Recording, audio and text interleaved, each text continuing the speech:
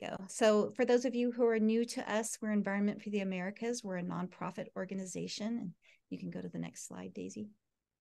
And we're based in Boulder, Colorado, but what we do is work to connect people to nature and bird conservation. And we work across the Americas with a focus on Canada to Argentina and the Caribbean, but we also work globally as well. Next slide. Our programs are many, but they actually began with World Migratory Bird Day, which is our flagship education program. And you can see one of our posters in the slide there. We provide education materials in English, Spanish, Portuguese, and now with Daisy's expertise, French, so we can work with all of our partners across the Americas. And then our other partners do the same across the European flyways and Asian flyways as well.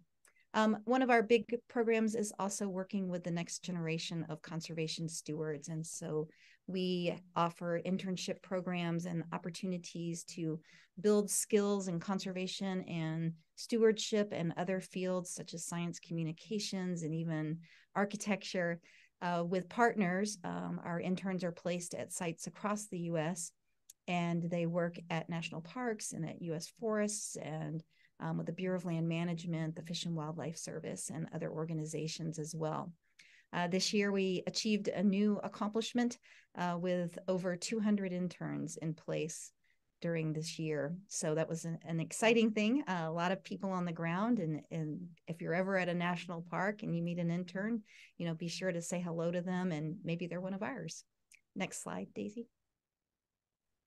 Doesn't work. Again, World Migratory Bird Day is our keystone flagship education program, and it's what launched Environment for the Americas. We're coming up on our second celebration this year, which will be the second weekend in October, as birds are heading down to non-breeding grounds in Mexico, Central and South America, and the Caribbean. We invite you to join us for virtual events. There are also events in the United States taking place as birds leave, but a lot of events taking place, again, south of the United States. So join us, go look at our website, go look at migratorybirdday.org, and you can see some of the events that are taking place.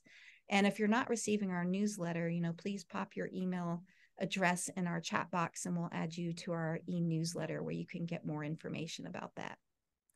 Next slide, Daisy. Thank you, sir. There's different way to support our organization. So we have a shop where you can also find some educational material to celebrate Migratory Bird Day. The shop address is on the slide.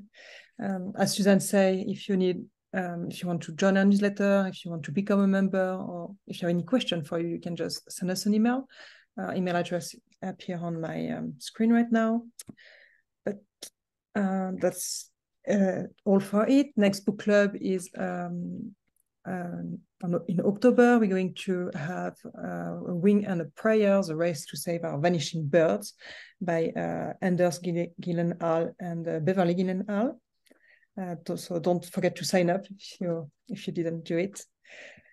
But enough about us. We're super excited to host tonight Mya-Rose Craig. She's a bird girl, and she's going to maybe tell you a bit more about herself and about her book. And if you have any question, let's do it. Right. Hi, thank you, Daisy. So yes, we'd love to introduce Mya. Mya, it's such a pleasure to have you here with us today.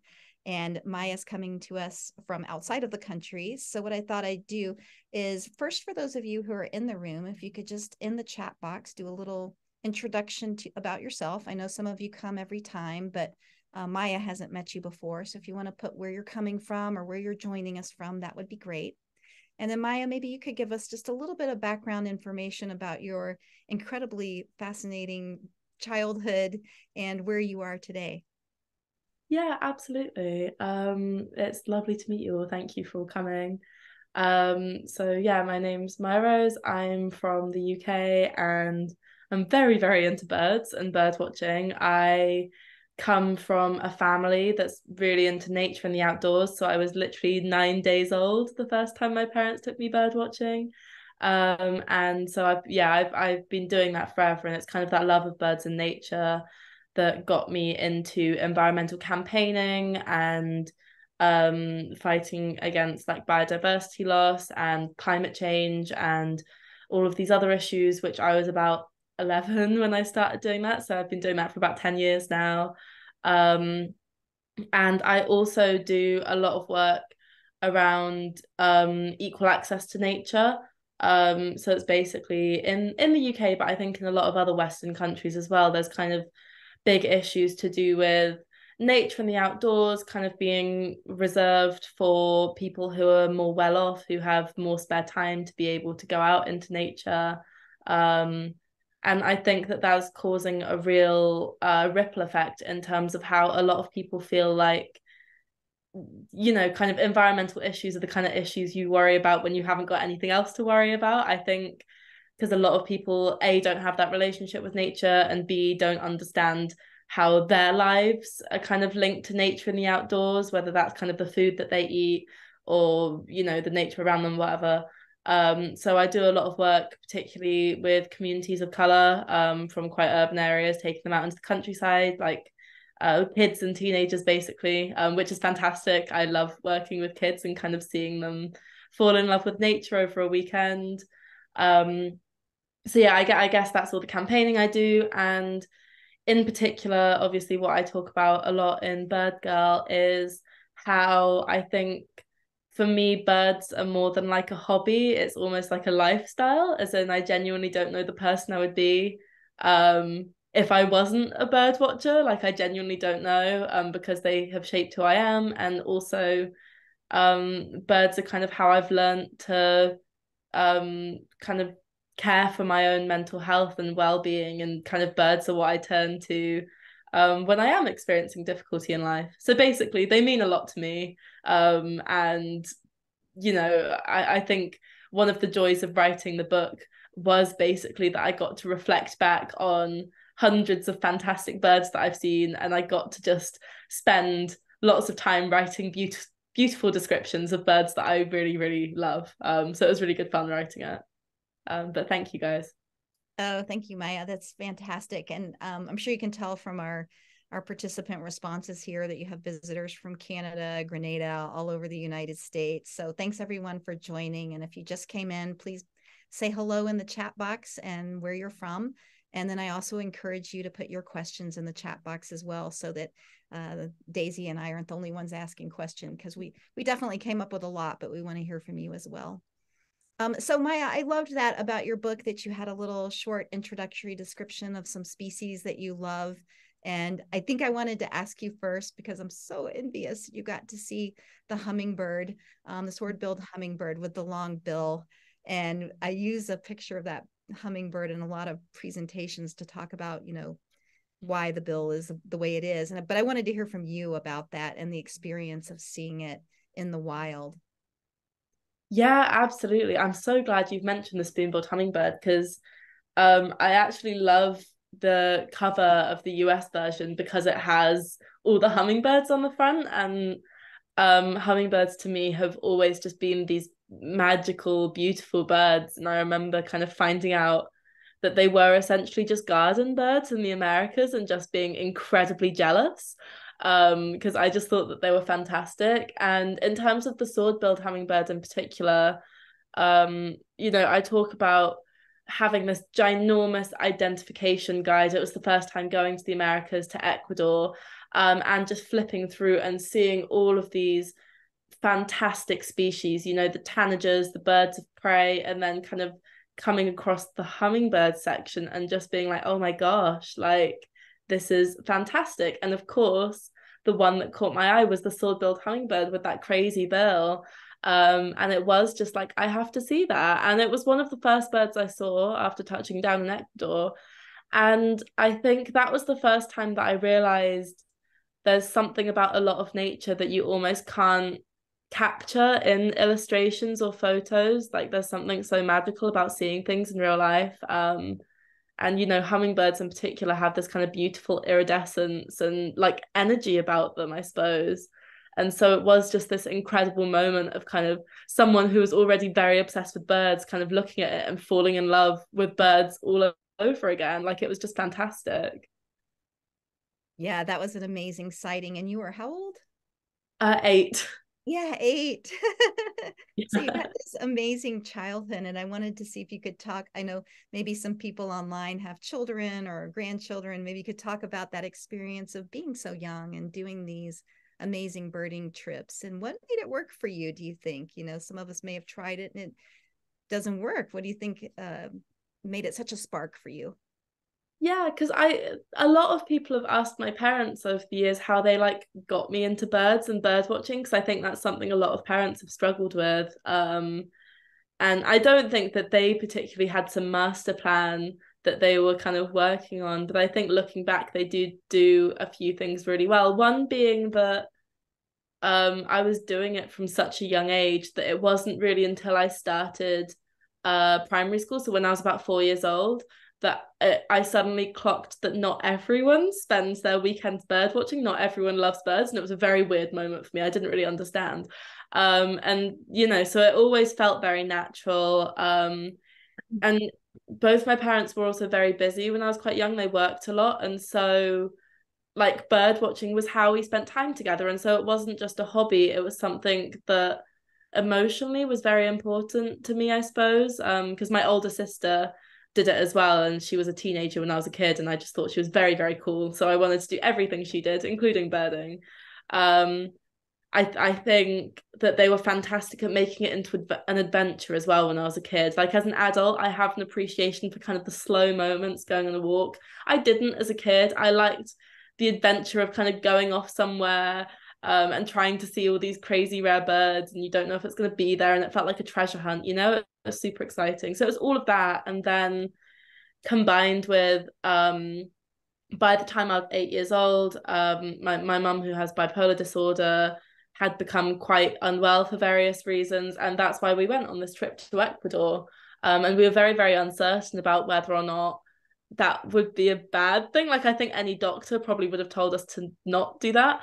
But we went anyway, and it was just this transformative experience where I felt like I had my mum back within a period of about 3 weeks. And so that's kind of when we realized how important birds really were to our family, and almost like the healing power of nature. And that's kind of why I spent the rest of my childhood and teens going on these massive adventures all over the world, because that was kind of how me and my family chose to deal with hardship and to kind of, I don't know, keep our relationships with each other very strong.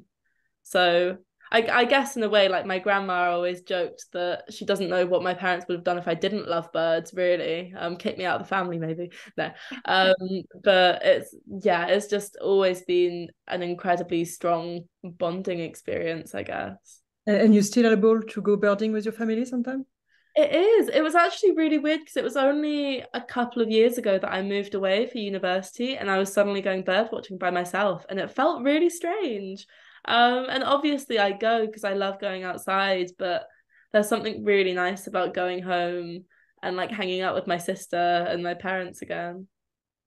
So I really appreciated how frank you are in the book about mental health and the power of nature as a healer, but also, how much you revealed about your family. And I just wanted to ask a little bit about that. How did your family react to having this information in the book? What was the conversation there about sharing? Because I think it's so important to be able to share your personal experiences, which is so impactful to other people who might have the same experiences. Yeah, I think especially because what I originally envisioned for the book was something a lot simpler. I've spent my whole life, especially as a teenage girl, with people going like, but why birds? Why bird watching of all hobbies? And I wanted to write a book about birds, and hopefully one that people could read it and understand, and maybe even fall a little bit in love with birds themselves. But it was only as I sort of started to plot it all out that I realized that the story made no sense without getting much more personal than I was, to be honest, really comfortable with at that point in time. And I realized, without talking about my mum in particular, to explain why a family is going off on these ridiculous, crazy adventures every year just doesn't make sense. And so I remember, going to my mum and asking if she would even be like okay with this. And at the time she was much more enthusiastic than I was. Like I was very scared about the idea of kind of putting something that personal out in the world, but she actually said, she told me to be as honest and real as possible, I suppose, because she felt that kind of telling more of these stories is how you get rid of some of the taboo and the stigma around these issues. And yeah, I think I read something online once that was like, if you're finding writing therapeutic, you should probably just go to therapy instead. But I found writing this book incredibly cathartic, and I think in some ways it helped me put together a lot of things about my own life that maybe I'd known subconsciously, but kind of writing black on the white on the page made sense. And that in some ways I hadn't even realized how much I had been leaning on birds for kind of comfort and well-being. So yeah, like I think there are a lot of really difficult moments in the book, especially the period I talk about with my mum being hospitalized. But I genuinely think that kind of telling these stories very honestly is kind of helps to create a culture where people feel like they can talk about themselves honestly as well. And some of the nicest feedback of the book has been people saying like, actually that reflects me and my family and my lived experiences. But yeah, it was quite difficult to come to terms with at first. And then when you write a book, you almost forget that people are going to read it, which sounds really silly. But I remember on publication day just being hit by like a wave of dread where I suddenly realized people were actually going to read it, and that was terrifying. But I'm really, really glad I did. Yeah, no, I think it, I mean, kudos to her for advising you that way. I think that's just wonderful, because she's right. You know, I think it probably helps to open up the discussion. And just along those lines, you know, in terms of promoting bird watching and getting new people engaged in birding and bird watching, you know, how would you advise groups like us, for example, Environment for the Americas, you know, how to reach out to certain groups to say, hey, this can be really helpful in so many ways, not only just for the sheer pleasure of birding, but also to your well-being and health? Yeah, I think one of the biggest lessons I've sort of had to learn in my own work, getting kids out into nature, is kind of realizing that there are more ways to engage with nature and the outdoors than I maybe considered, in that I personally love putting on my binoculars and going to the local nature reserve or national park and kind of, you know, looking to see what I can see. But for some people, that just doesn't appeal. And so I think kind of widening our ideas of enjoying nature is incredibly important. For example, in the last few years, I feel like there's been a real increase in people very, very into photography who then start photographing birds and nature, and then they're going online with these beautiful, beautiful pictures and saying, I have no idea what this is. And that's one path where people are getting more into nature and the outdoors, which is really cool. I think also during the pandemic, I'm not sure about the US, but in the UK, they actually locked away all of our urban green spaces so that we couldn't mingle. And so I think a lot of people had this realization of how important green space is for our mental health, even people who wouldn't really consider themselves nature people, and started kind of venturing into the countryside more. And I do think the impact of that is still being felt. But yeah, in general, I think just I guess like remembering the fact that nature and the outdoors is a very alien space for a lot of people, like in one that they're not comfortable, but also like their family historically may not have been comfortable venturing into, and trying to kind of make that transition easier, and also possibly linking up with other groups, because I think if you look around, there are more people kind of interested in these topics than we first think. Yeah, you know, you're right. And as we get more distant from nature, you know, we're more in front of our screens or in urban centers. It's challenging. And even you said it, that I think somewhere you said that you're very connected digitally, right? That you're always very frequently online. Do you find that to be a balance that you have to work to maintain, especially now that you're away from home? Yeah, absolutely. Like, same as everyone, I'm probably a little bit addicted to my phone and social media, because I think these days it's quite hard to not be. And I think actually that's one of the reasons I mentioned earlier that when I was a kid, I loved the excitement and the adventure of going outside, versus as an adult, I appreciate it more from like a mindfulness, calming direction, in that I actually quite often try and leave my phone at home when I'm going on a walk or going bird watching, because I think it has the power to be incredibly grounding. And that's something you can only fully appreciate when you like it feels like it's the opposite of the fast pace of the internet. It's like you have to completely slow yourself. And I was thinking recently about why I think bird watching in particular is really good for you compared to like going just on a walk, for example. And I think it's the element of like not being able to wear headphones because you're listening for sounds, not being able to like have a chat because you're observing your environment, sort of having to scan around and be aware of your surroundings. And I think that there is just something incredibly grounding about that.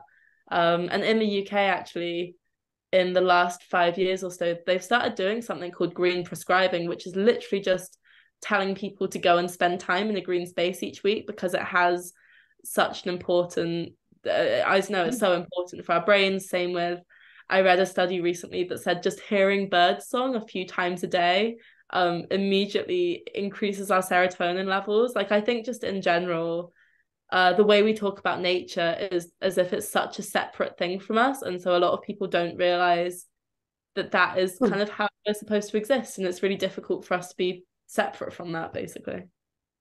Yeah, it's wonderful. Yeah. You have a question here from Alex, who says, you mentioned bringing young people and teenagers into nature.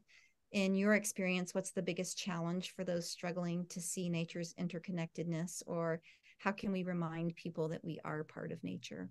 Yeah. I think in terms of the interconnectedness, I think it's partially because environmental issues are framed as being kind of separate and detached from human issues. So even in terms of climate change versus biodiversity loss, you know, I think we've gotten to the point now where climate change is acknowledged as a very big human issue. It's not just about the polar bears on the ice caps, it's about the people experiencing fires and flooding and drought. Versus biodiversity loss, I think that's just seen as nature suffering, which is obviously very sad, but doesn't directly affect our quality of life. And I think for me personally, I would argue that those are two sides of the same coin. And in order to solve one, you have to solve the other. So in terms of biodiversity, I have quite a lot of conversations with people about how increasing our biodiversity helps with climate change. So for example, the area where I live in the UK experiences really bad flooding every year, to the point that it's not really reported as climate change. It's just like, oh, it's that time of year where a village gets swept away again. And so talking to people about how planting trees and hedges, reintroducing beavers, things like that can help save us and our homes and things like that. That's made a big difference. That's been a big thing in the last few years. And I think also in terms of the human impact, the thing, I don't want to say the word soil because no one wants to have conversations about soil, but like I think a lot of people don't realize what a precarious position a lot of agriculture is in. And I think people realizing that like chopping down forests or having loads of flash floods and things is terrible for our food, I think makes a big impact. But I think basically I don't mean this in a bad way, because I think people are genuinely just very concerned about trying to get by, but making them realize that this affects their ability to get by is really important. And something I've been talking a lot about in the UK is how the people struggling now because of the cost of living crisis are the same people who are going to be suffering in 10 or 20 years due to climate change and biodiversity loss. And I think in terms of reminding people that we are part of nature, I genuinely think part of the reason people kind of don't clock that is because I don't know, like I guess even scientifically we're always trying to separate ourselves. So for example, the way that we always sort of try and scientifically say what traits are intrinsically human and that's what makes us human and better, and then they keep on finding animals that can also do that, I think has been really frustrating. or even the fact that we tell ourselves that we can do this urban living with zero access to nature and the outdoors, but then not acknowledging that we have a mental health crisis across the board. You know, I think it's a lot of that. So I think in terms of that direction, the helpful thing is probably not to be like, you're part of nature like everything else, because people kind of don't directly care, I think, for the most part. But I think reminding people about the mental health benefits, the physical health benefits of being able to spend time outdoors and having, at the moment, the privilege of spending time outdoors is probably really helpful, because those are the kind of issues that are kind of hot button topics and people are very concerned about. Yeah. That's a great answer, and thank you so much. And that's one of the things I think a lot of the people here online are looking at, is how can we encourage young people to be engaged more in nature, and what are the challenges to doing that. And then also, just to your point of which you bring up very early in your book, which is diversity and conservation and outdoor activities. And you speak a little bit about your family and some of the challenges you faced in terms of diversity. And I wanted to see if you could talk a little bit more about that directly with us, in terms of how can we diversify the field of bird watching and conservation? Yeah, where to start? I know that's a big one. I guess the reason that this was like diversity within nature, equal access to nature, was something that I started thinking about from quite a young age, was basically the fact that my family is not white. My mum and my sister are Bangladeshi, and so was I. And you know, it was kind of coming from both sides, where from the environmental side of things, it was just like, oh, you know, there are just certain people who can't be engaged with nature. And then on the other side of things, I had kind of family members, Asian family members, going like, oh, but why would you want to do bird watching? That's a really white hobby. And I was never sure what they meant by that, because I enjoyed it. And so that couldn't be true. But I think that kind of summarizes a lot of the issues, like kind of 10 years ago when I started doing all of this.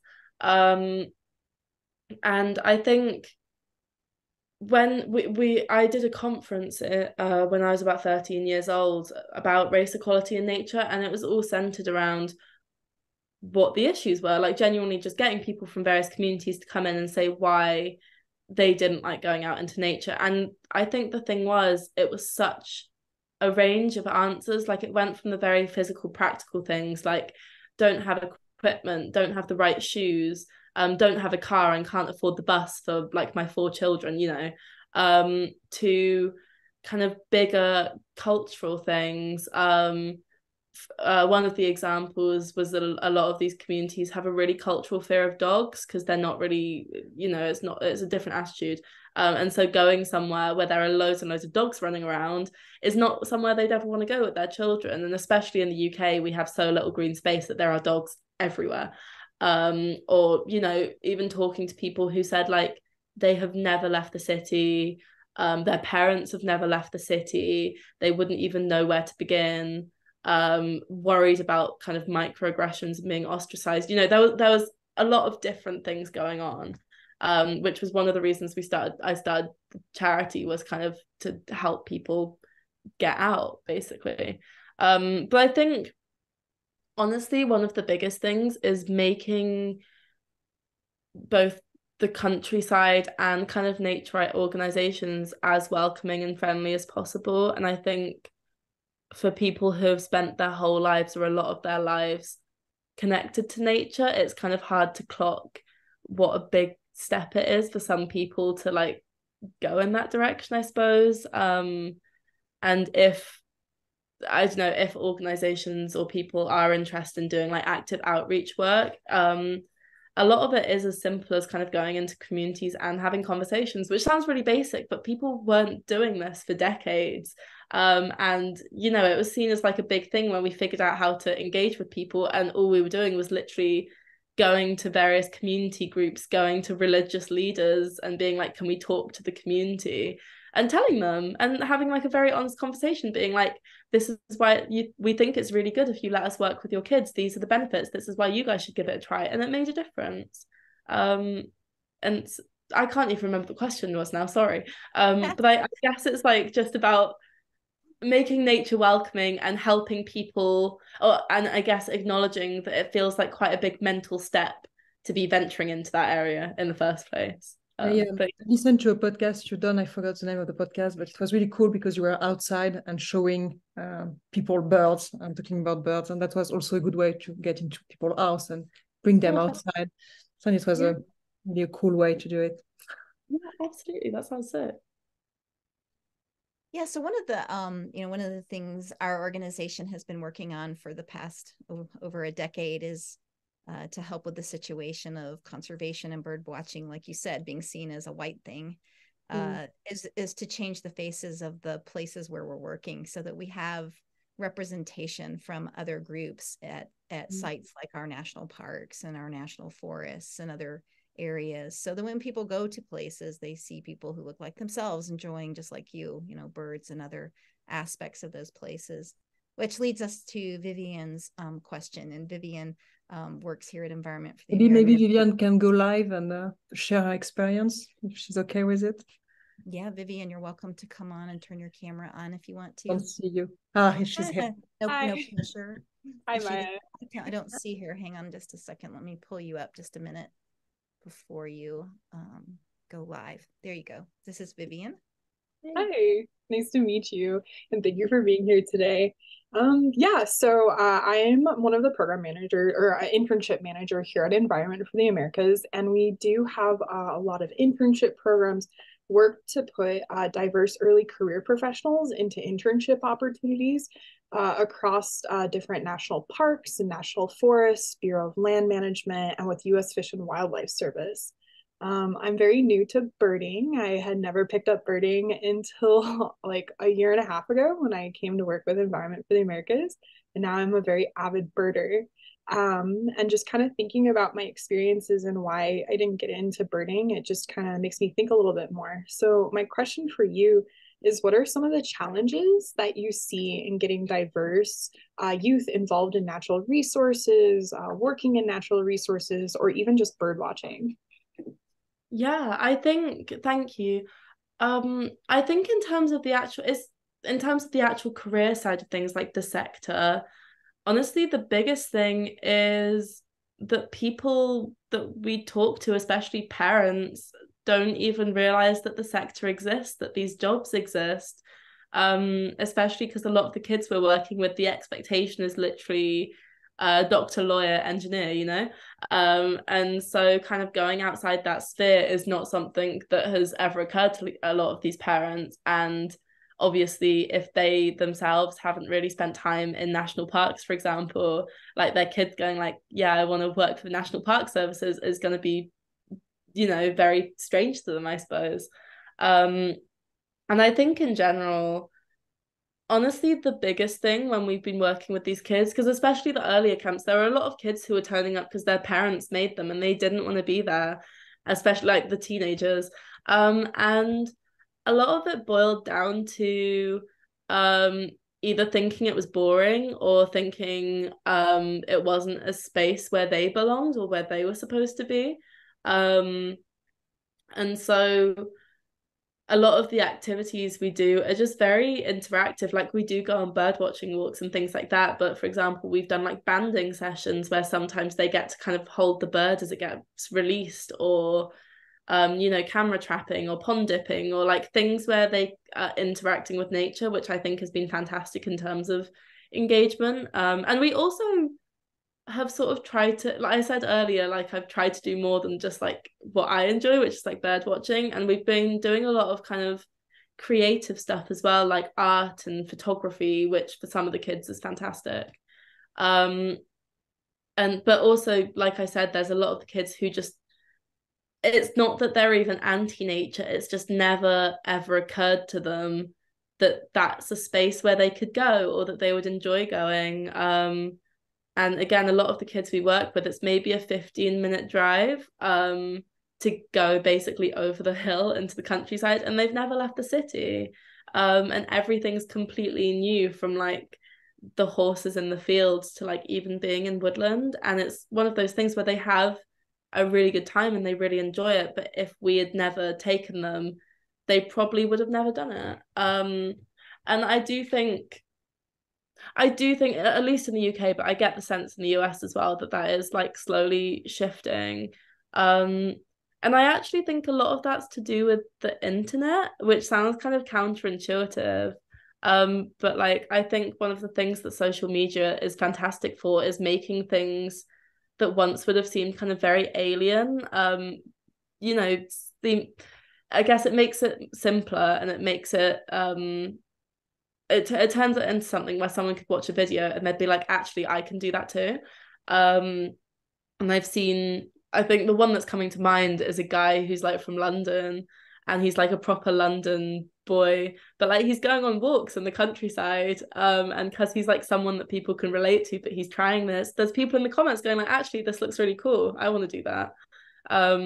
So I guess, sorry, to answer your question, I think it's a combination of maybe the way that we've historically been trying to engage people in nature actually just hasn't been interesting for the majority of people, or something that they think would be interesting, combined with a lot of people aren't that interested in being interested in the first place because it's not a space where they think that they belong.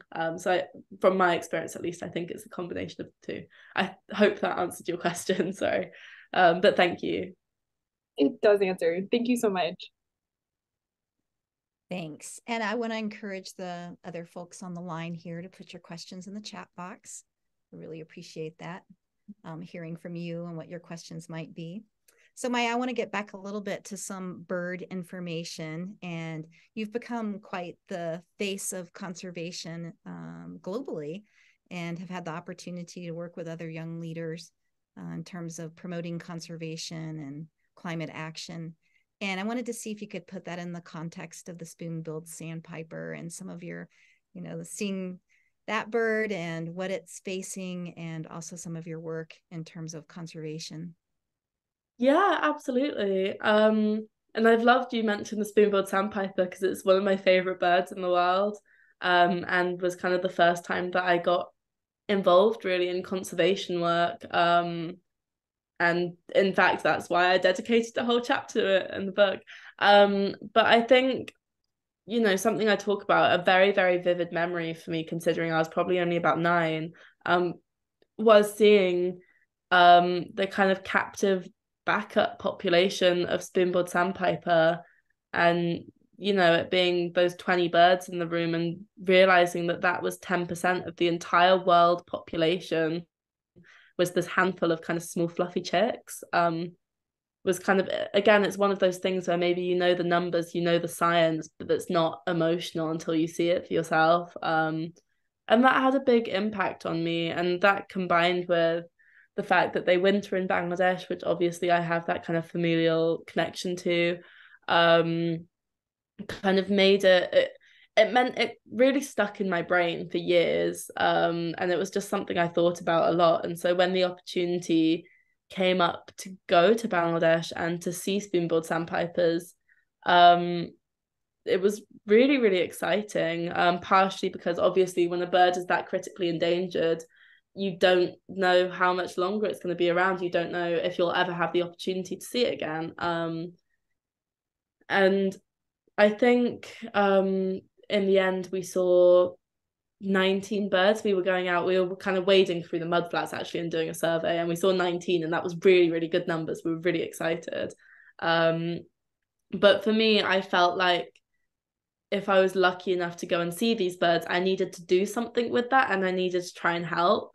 And by that point, I think I was 13, so I already had a decent like kind of media profile, and I used that to like basically really stir things up in Bangladesh and get into a lot of the big newspapers, and I think on TV, and basically like try and spread this message of, this is a bird that relies on the habitat in Bangladesh, and this is something you should be proud about, and this is something you should care about.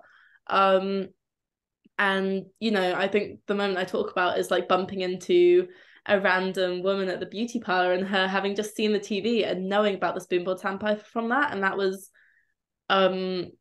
I think it's fantastic to like meet someone who doesn't really even know who you are, and to realize that people have been listening and reading. And I think in general, like, it's still a bird that's really struggling, but I do think it's one of the more optimistic conservation stories out there, because yeah, in like 2011 there were only 200 birds in the world, but I think the population is starting to go up, and that's partially from a fantastically collaborative conservation scheme, which I think is actually what we're lacking a lot in the kind of environmental world. We have too many organizations competing with one another rather than working with one another.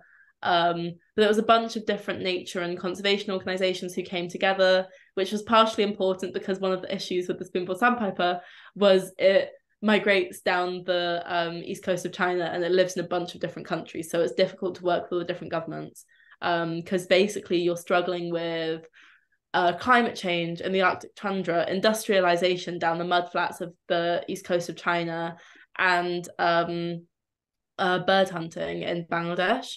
And in particular, it was really special going to Bangladesh and seeing how they had been doing community-based conservation. So it wasn't about trying to improve the habitat or ban people from the land, but instead kind of going to the community and figuring out why they're hunting these birds. Because it kind of turned out that bird hunting is not a job that anyone wants to do. It's what you kind of turn to when you're destitute and very, very desperate. And so by facilitating people to be able to leave that profession and go and do something else that's much more respected, they basically managed to save these birds. And I think for me, the big lesson from that was that a lot of the time people aren't actively trying to destroy nature, but rather get by and to live and survive. And I think very often the narrative is sort of like humans are a plague on the planet and just humanity in general is the source of all our problems. And I don't think that is inherently true, because I think most people aren't interested in kind of destroying what we have, but rather are forced into that due to kind of social and economic pressures. Because sorry, just quickly, like in the book I talk a lot about ecotourism and how that works in terms of conservation. And the thing that I've seen over and over again all over the world is bird species being protected that are on the brink of extinction, land not being deforested. And it's because there are people traveling to see these birds and to see these animals, and otherwise there's various places of fantastic Amazonian jungle where they would have had to sign logging contracts otherwise, because there's no other way to live. And so I guess kind of loving birds and loving nature can help to save them as well. Yeah, your points are so good, and you know, the collaborations that are needed for the kind of conservation that has to take place to protect a declining species like the spoon-billed sandpiper are just critical. And I wanted to ask you, sorry, I think we have a question in the box. Yeah, I'll get to that one in just a second. I was going to ask her one more, and then I'll get to Kiki's question. But as you move forward into you're in the global spotlight, and you're out there with some other, young leaders who are making making big statements about the world and conservation. And I just wanted to see if you could talk a little bit about, is that a pressure for you, or how do you handle that yourself in terms of, being in the spotlight in that way? It's definitely a very weird experience. Like I'm not sure I'd describe myself as being in the global spotlight, but I think just in general, partially because I think there's, especially online, almost a puritanical sense to environmentalism where there's kind of a pressure to be perfect every way environmentally and to have a carbon footprint of like minus 1,000, all this stuff. And I think that's probably one of the hardest things for me, because I am just a normal person who's trying to live my life, and unfortunately that's probably not always the best thing for the planet. But I think in general I feel incredibly privileged to be in the position that I'm in, because I've just met so many fantastic people, like kind of Greta Thunberg and David Attenborough and stuff like that, which has been fantastic, because I am I don't know, trying to be the change that I want to see, I suppose. And also I think, because I get asked a lot kind of what keeps me hopeful, what keeps me optimistic. And I genuinely think it's all of the other activists and campaigners and young people I've met over the years who are deeply passionate and driven, who are trying their best to make a difference. And I think in general, kind of being proactive and being hopeful feels very radical in a good way, maybe. Yeah, and I think also just I guess the goal is for people to maybe see me and see that getting involved in activism and campaigning and stuff is maybe much easier than they think. Because I do feel in general kind of the solution to kind of doomerism and people feeling like the world has ended is to kind of go out and be very proactive in some shape or form, which is even why in terms of the charity work, the working with kids, we've started doing a lot more like practical on the ground stuff with them, like tree planting, because a lot of these kids are terrified and feeling very frozen. And so I feel like doing something and meeting other people who want to do something is very healing, maybe. Mm-hmm. Well, I think your voices are extremely important, so thank you for all that you do. And now I'll go to Kiki, and Kiki asks if you could share one of your favorite passages from your memoir. Oh, yeah, okay.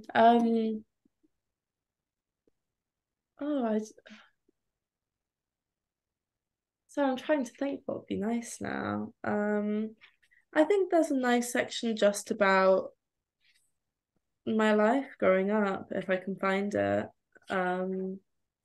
Which probably isn't the most adrenaline fueled section of the book, but I think kind of explains just how inherent birds have been to my life. Where is it?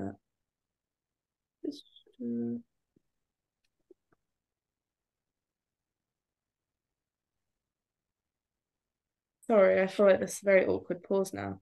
Oh, no, that's all right. I see that somebody, I don't know who GSS is, but says, I can't wait to read Mya-Rose's book. And I wanted to say that one of the things I really love to do is listen to books. And Mya-Rose does read her own book on audible.com. And I found that really enjoyable. You did a great job reading it. So. Yeah, I found it, by the way. I loved that in the audiobook they added, I think, various bird sounds in the background, which I was quite excited to hear. Yeah. But yeah, this is just from the first chapter of the book. My family lives in an old miner's cottage on the northern slope of the Mendip Hills. It's incredible to think that 250 years ago, my bedroom would have maybe slept a family of 10, curled up across the uneven floorboards. Our house is on a dead-end lane that leads into dense woodland scented by wild garlic in the spring months. We can see rolling hills and a wide lake from our windows. And in the summer, wild roses and wisteria climb the walls. I was raised in the Chew Valley, in the south of England, where I enjoyed the freedom of the countryside and the fields of the Mendip Hills. I grew up watching birds fly to our feeders or flap their wings in bird baths, learning all the while how to distinguish between even the small brown varieties. In the warm afternoons, I would listen out for the call of the buzzards, and in the evenings, the ravens. In bed, I would lay awake, echoing the hoo, hoo of the tawny owl in the woods. From an early age, I would roam the lane and the woods with my friends, exploring the animal paths and badger sets and the craggy old ochre mines. I would stick my hands in the wildlife pond, poking around for interesting creatures and removing them rapidly with a shriek when I found one. I followed the butterflies and bees about the garden, watched the moths flutter around our lights, and listened for the vague flap of bats' wings above my head in the dark. Every spring, I lay down in the woodland carpeted with bluebells. In the winter months, I would toboggan the slopes of the woods down to our house. I grew up in a bird-watching family, devoting the weekends to checking which species had arrived in our patch, or further afield, and trying to catch whatever scarce bird had decided the cold shores of the UK were a suitable landing site. Driving from Somerset to Orkney in northern Scotland and back over a couple of days was normal in my family. A long journey was never a deterrent, no matter how grim the weather. Imagine you're a passionate music lover. You have to have the music on wherever you are, in your living room, bedroom, or car. You play music to dance to relax to, or to cheer you up, depending on your mood. And music is so much a part of your life that you're unaware of the fact that you're even listening. That is a bit like loving birds for me. I don't so much notice them as absorb them, whether they're on the feeders in my garden, at the lake near my house, or on an Andean mountain ridge. They always give me exactly what I need. Because bird watching has never felt like a hobby. It's not a pastime I can pick up and put down, but a thread running through the passion of my life, so tightly woven that there's no way of pulling it free and leaving the rest of my life intact. Beautiful. Thank you. Thank you, Mia. And we start this conversation with hummingbird, and I would like to ask you one more question. It's my understanding that you're trying to see all the hummingbird in the world. Where are you here? Are you getting Yeah, I decided actually when I saw that sword-billed hummingbird that I wanted to see all the hummingbirds in the world.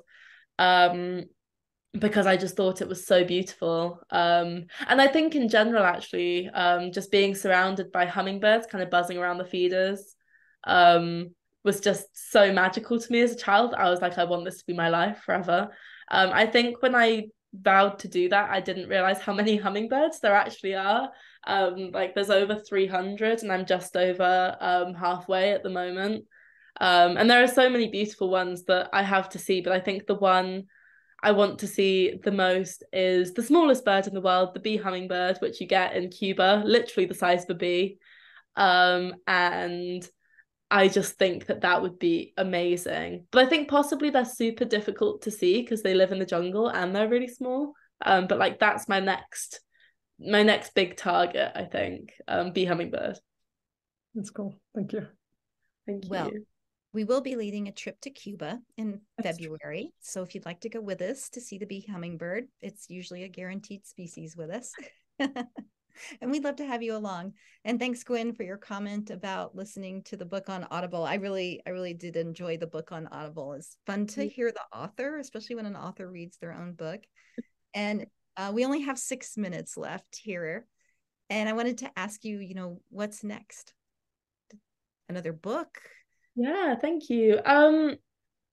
I think because basically during lockdown I wrote 3 different books, which was fantastic. But I think possibly made me slightly crazy. And I wrote Bird Girl. I wrote a book called We Have a Dream, which is like a non-fiction book about activists for kids. And I also wrote a book called Flight that's about bird migration. It follows like an illustrated kids book.